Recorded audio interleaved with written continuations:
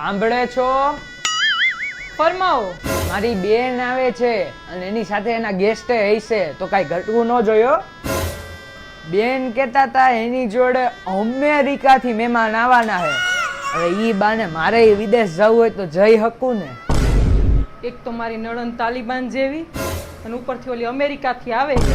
આ અમારો ભૂયાયો થાય ઉઠ્યા. હાય ભાઈ. આવો આવો મોટા બેન, આવો આવો આવો. જય શ્રી કૃષ્ણ બેન.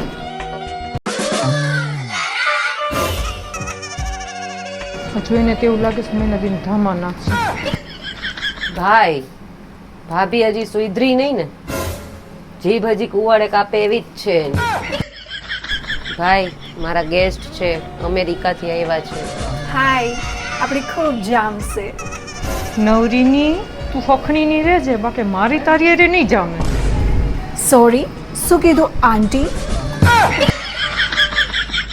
તું જરાક અંદર આવજે તો. કપડા ભરાઈ ગયા.